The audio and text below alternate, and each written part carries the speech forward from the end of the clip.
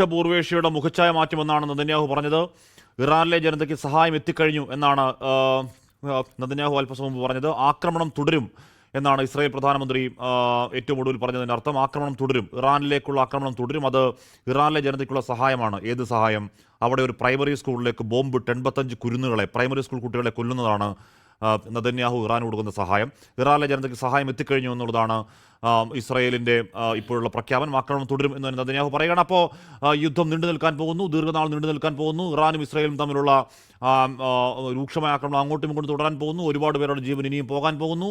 മാത്രമല്ല അതിൻ്റെ ഇമ്പാക്റ്റ് ലോകരാഷ്ട്രങ്ങളിലേക്ക് മുഴുവൻ പടരാൻ പോകുന്നു, പ്രത്യേകിച്ച് മധ്യേഷ്യയിൽ. ആശങ്കയുടെ രാത്രികൾക്ക് തുടക്കമാണ് ഇന്ന് വേണം കൃത്യമായി മനസ്സിലാക്കാൻ. ജെയിംസ് സാർ തുടർന്നു. ജെയിംസ് സാർ, അപ്പോൾ നെതന്യാഹു പറയുന്നത് ഈ പറയുന്ന അവിടുത്തെ ഒരു പ്രൈമറി സ്കൂളിൽ ബോംബിട്ട് 85 പ്രൈമറി സ്കൂൾ കുരുന്നുകളെ, പ്രൈമറി കുഞ്ഞുങ്ങളെ കൊന്നുകളഞ്ഞത് ഇറാനിലെ ജനതയുടെ സഹായമാണെന്നാണ്. എന്താണ് ഉദ്ദേശിച്ചത് മനസ്സിലാവുന്നില്ല. ആക്രമണം തുടരും എന്നാണ് നെതന്യാഹു പറഞ്ഞതിൻ്റെ അർത്ഥം. James sir. ഹാഷ്മി, തീർച്ചയായിട്ടും ഇതൊരു യുദ്ധസമയത്ത് അല്ലെങ്കിൽ ഒരു ഏറ്റുമുട്ടൽ സമയത്ത് എടുക്കുന്ന ഒരു സ്ട്രാറ്റജിക് മൂവാണ്. ഇപ്പം നേരത്തെ പറഞ്ഞ പോലെ ഈ കുരുന്നുകളെ കൊലപ്പെടുത്തിയിട്ട് ഇവിടെ മാത്രമല്ലല്ലോ, നമ്മളൊക്കെ സ്ഥിരമായിട്ട് കഴിഞ്ഞ 2 വർഷമായിട്ട് പറഞ്ഞുകൊണ്ടിരിക്കുന്നതാണ്. ഗസയിൽ കയറി 30,000-ലേറെ കുഞ്ഞുങ്ങളെയാണ് ഇസ്രായേലിൻ്റെ പ്രധാനമന്ത്രിയുടെ നേതൃത്വത്തിൽ അവിടുത്തെ സൈന്യം കൊലപ്പെടുത്തിയത്. ഇവരുടെയൊക്കെ രക്തത്തിന് ആര് ഉത്തരം പറയുമെന്ന് ചോദിച്ചാൽ അവരിപ്പോഴും നിന്ന് സംസാരിക്കുകയാണ്, ഇത്രയും ഇതായിട്ട് നിന്നുകൊണ്ട്. ഇതൊരു സ്ട്രാറ്റജിയാണ്. ഈ വിൻസ്റ്റൺ ചർച്ചിൽ 2ാം ലോകമായ യുദ്ധകാലത്ത് തോറ്റുകൊണ്ടിരുന്ന സമയത്ത്, ബ്രിട്ടൻ തോറ്റുകൊണ്ടിരുന്നപ്പോൾ എനിക്ക് നിങ്ങൾക്ക് തരാൻ രക്തവും വിയർപ്പും കണ്ണീരുമുള്ളൂ എന്ന് പറഞ്ഞ് പ്രസംഗിച്ചൊരിതുണ്ട്. അപ്പോൾ ഇപ്പോൾ ഖമനായിയെ വധിച്ചു അല്ലെങ്കിൽ മസൂദ് പെസഷ്കിയാനെ വധിച്ചു എന്ന് ഇതൊരു യുദ്ധതന്ത്രത്തിൻ്റെ ഭാഗമാണ്. അവരാരും രംഗത്ത് വന്നിട്ടില്ല. അപ്പോൾ ഇസ്രായേൽ പ്രധാനമന്ത്രി രംഗത്ത് വരുന്നത് ഞങ്ങൾ വിജയിച്ചു കൊണ്ടിരിക്കുകയാണെന്നുള്ളൊരു ബോഡി ലാംഗ്വേജാണ് ഇപ്പോൾ കാണിച്ചിരിക്കുന്നത്. പക്ഷേ ഏത് തരത്തിൽ എന്ന് പറയാൻ കഴിയുന്നില്ല. പ്രത്യേകിച്ച് ഈ അറബ് രാജ്യങ്ങൾക്ക് നേരെ ഇറാൻ്റെ ആക്രമണം നടക്കുന്നു, അതൊന്നും തടയാൻ അമേരിക്കയ്ക്കോ ഇസ്രായേലിനോ കഴിഞ്ഞിട്ടില്ല. അപ്പോൾ മധ്യപൂർവേഷ്യയുടെ മുഖച്ഛായ മാറ്റും എന്ന് പറഞ്ഞാൽ ഇറാനിൻ്റെ ഭരണമാറ്റം കൊണ്ടുവരികയും ഇറാനെ തങ്ങളുടെ ചൊൽപ്പടിക്ക് കൊണ്ടുവരികയും ചെയ്യുമെന്നുള്ള ധ്വനിയാണ് പറഞ്ഞിരിക്കുന്നതെന്ന് മാത്രമല്ല, ആക്രമണം തുടരും എന്ന് പറഞ്ഞാൽ യുദ്ധം തുടരും എന്ന് തന്നെയാണ് അർത്ഥം. പിന്നെ ഇറാൻ ജനതയ്ക്ക് സഹായം എത്തിക്കഴിഞ്ഞു എന്ന് പറഞ്ഞത് നേരത്തെ ഡൊണാൾഡ് ട്രംപ് പറഞ്ഞതുമായി കൂട്ടി വായിക്കണം ഹാഷ്മി.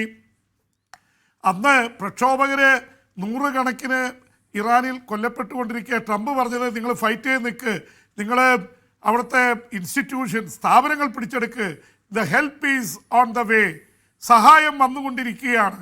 പിന്നെ സഹായമൊന്നും എത്തിയില്ല. അവിടുത്തെ ആയിരക്കണക്കിന് ആൾക്കാരെ ഇറാൻ ഭരണകൂടം പിടികൂടി വധിച്ചു, അവരെ വെടിവെച്ച് കൊലപ്പെടുത്തി.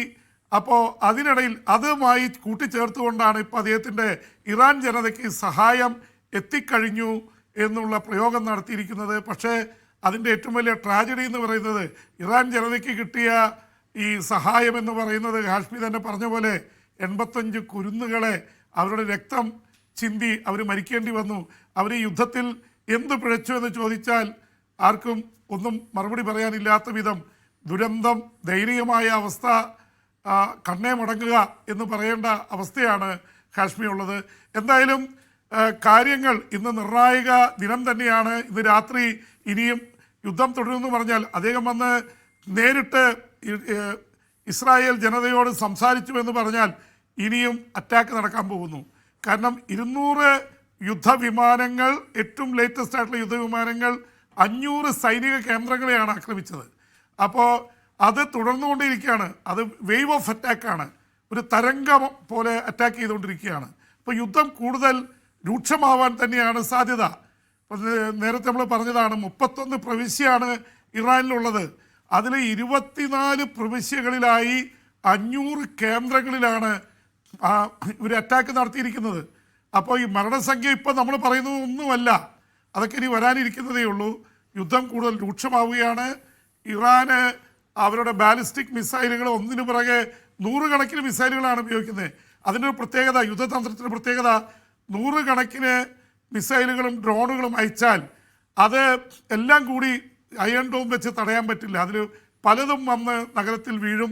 എന്ന് മാത്രമല്ല ഡ്രോണുകളുടെ കാര്യത്തിൽ ലോകത്തെ ഏറ്റവും കൂടുതൽ ഡ്രോണുകൾ നിർമ്മിക്കുന്ന ഒരു രാജ്യം കൂടിയാണ് ഇറാൻ.